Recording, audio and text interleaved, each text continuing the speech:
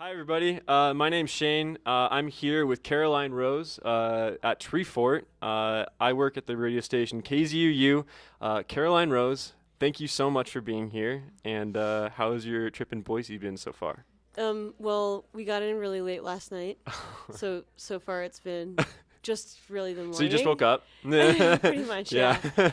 I know, and my allergies have been going crazy, so my head Oh, feels I like it's like hate filled that. with pudding, but Oh, God. Yeah. I Pudding. know. That's an interesting descriptor. I know. Well, that's what it feels like. I'm like, if there could be any substance just floating around in there, it feels like some like chocolate Is it pudding or rice something. pudding or like Ew, there's like rice pudding seems grosser, like a lot grosser. So let's go with regular pudding. regular pudding? Okay, okay. Now that we got that out of the way. Okay. First of all, your album Loner. Amazing. Wow. I mean, in Thanks. my opinion, I love your first record, but it's like a complete well, let me just say like as an artist who kind of like develops their sound, I mean, does that matter to you, or do you think that that's important for an artist to kind of like change, or like should someone stay the same, but like have like the roots maybe? That's a good question because I think like, at least the way I'm interpreting what you're saying Yeah. is, do you think it's important to like have a style Like your song "To Die Today" or Mhm. sorry, Getting to me? yeah, getting to me. It's Yeah. like it's kind of like a reflection to me. I don't Mhm. know if it is to you, but of like stuff that's on your first album, for like American Religious or something Oh, like that. interesting. Yeah, Okay. I don't know if you kind of like see that the same way, but No, not really. Well, really, just because that record came out so long ago, like there's like a 5 year this is difference true. between the two. So I mean, if I could take that down off the shelf, I probably would, just so as to not confuse people. Okay, Um, because like I think when I first started my career, it was just like my priorities were really different. Like I that's wanted true. something different from my career, and then I think over time, I um well actually shortly after I put out that record, I was like, I don't know if this is the career that I want. Oh Um, wow, so it was actually like shortly after that wow. I made like a pretty significant shift, but no one heard that. I didn't release any of that Right, material right, yeah, leading up to Loner, and for a reason. Like I don't I'm happy the way that it turned out because right. now I feel like I have a very solid vision of what I want to do, um and it feels like a fresh start. Okay, Like I'm like starting new right. and doing the thing that I do best and feel Okay. most comfortable doing. That's great. I Yeah. mean, I feel like artists sometimes they kind of rush into the next record, before they're actually ready. And I Mm. personally, I think I would like want artists just as like a listener's, perspective, to like put out the product that they want. You know what I mean? Yeah. So, Well, I know a lot about that because there's a lot of pressure to put out material. yeah. Um, and I part of me was kind of like being pulled towards just releasing material, and then the other part of me was like, no, it's not ready yet. Like, Hmm. you need to, you need to have this like really honed in, but you can't really tour without new material. This is Um, true. so that was the most painful part of waiting. Right. Um, was not really being able to tour for a significant amount of time. So you enjoy touring then? Well, yeah, I mean, like that's such a big part of being a Oh, musician, yeah. like playing for people. Like that's ultimately what we do. That's the goal. What we do this for, and I don't think that you can get away with just being a recording artist anymore. Like you just can't make a living doing it. I don't know. Childish Gambino, he like somehow manages to find a way. I don't know. He's like the one guy that like comes to mind. But yeah, That's I true, but totally he also agree has with a you. whole different career in like This is writing very true. and television and This acting, is and very, very true. so he doesn't really have to worry about like money. But Yeah. I wish we could all go through that same struggle, I guess. yeah. Okay, well, I guess to maybe start off, how do you like characterize your music? Do you start from like a headspace of a style or a genre or an aesthetic, or obviously you wear a lot of red, so something like that? Well, it just depends. It depends. Sometimes, I don't think songs come from any like one One source, and sometimes you have to like coax them out more than others, which just like fall out from the sky and into your Mhm. brain. Um, but I do have like methods that I do, Yeah. especially when I'm driving alone. Um, I just my for some reason like my brain is just very active when I'm moving. Uh-huh. So I try and like when I have any sort of writer's block, I'm like, okay, out of the studio, get out of the house, like let's go for a walk, let's go for a run. I'll just drive somewhere. Um, but a lot of times I'll just I'll have like a visual of something and it kind of plays out like a movie in my brain. Right. And that's why a lot of my songs end up being kind of like little movies. Yes. Um, Yes. that have these like descriptive characters or something happens and then you like follow this little story and it's like this mini vignette of a story like Genie within becomes a an album. mom. I feel like Yeah, that totally. it Totally. totally Yeah. embodies that. Or getting to me like you Yes. can kind of like sit there and imagine like sitting at the counter and like being waited on and Right. so I definitely have a kind of like narrative style Right. and I can without a doubt all my influences are either like from film, books, Right. narrative storytellers. I was actually just talking about this with someone else, but like a lot of, you know, in that first album and the albums that people haven't heard, like that came out even before that, a lot of that storytelling tradition, it really comes from folk music and country music, Does. and the great storytellers are the Yes. ones that, you know, you just sit down with like a one instrument and you're like telling your story Yeah. in over a very basic chord progression. And there's something that's so pleasing about that to me. Mm-hmm.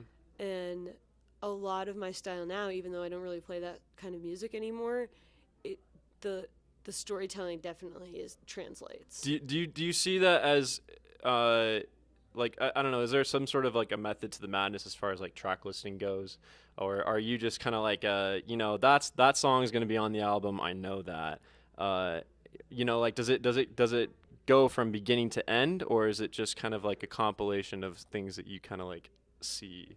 That's a really good important? question. Yeah. I think track listing is hugely Yeah. important. Yeah. It could make or break an album. Because like from a radio person's perspective, when I hear something, if I don't like it in the first 30 seconds, I mean, maybe that's just me being snooty and picky. No, but that's I mean, real. That's real. Yeah, okay, yeah. That's real, especially now because there's so much good music. It is. There's just so many good bands that Yeah. you have to win people over. Like Yeah. you might have one shot at getting someone to pay attention to you, This and is true. and I think like that is something that musicians take for granted. Like I think there's like a mentality sometimes about well, I could say that there's nothing I hate more than an artist who thinks Gets that complacent. they Yeah. well, who thinks that they deserve people's time, and like no Yes. one. Like, who do you think you are? Like, who do you think you are? People Like, are paying to why- come to your venues. Yeah, like People why are do you think people would pay to see you? Like, what are you offering? right. Like and this is something that I think has like changed over time for me Yeah. because I would always be like, oh, I'm not an entertainer, I'm a songwriter, and Right. but over time I'm like, I'm absolutely an entertainer because like people are paying money to experience your show. Like people are paying money to experience your recorded material. Right. So like you better make that shit special.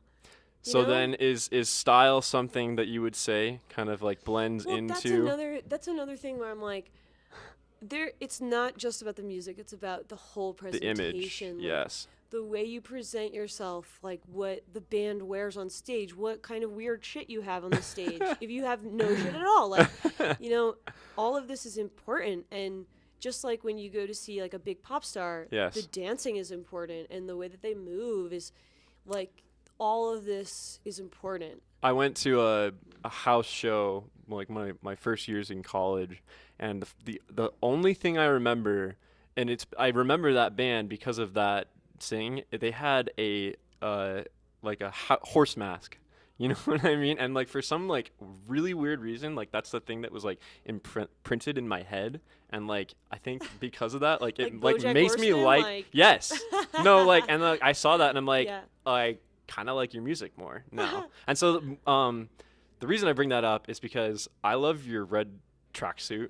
mentality. I know you're Thanks. kind of like grown out of that a little bit, but I wanted to get your opinion on a few, and we'll show these to Oh, our viewers nice. afterwards. Yeah. But I guess who do you think wore the red tracksuit the best? Ooh. Well, this is the one that I wear, the 70s style one. That's Kris oh Jenner, yeah, okay. yeah. This is Royal Yeah. Tenenbaum style. Or Oh, you can Snoop say Dogg. yourself too, obviously. Oh yeah, I guess I did have a different one in that photo Yes. shoot. Yeah.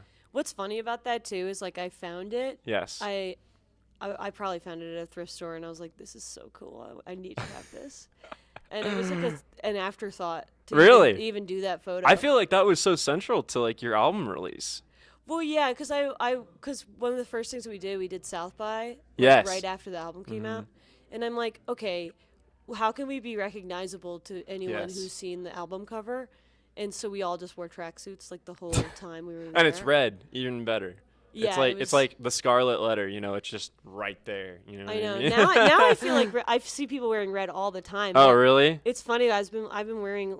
I just love the color. So you're a trendsetter, is what you're trying to say. No, I'm saying I'm like going out of style. Okay. Well, let me see. Okay. I think.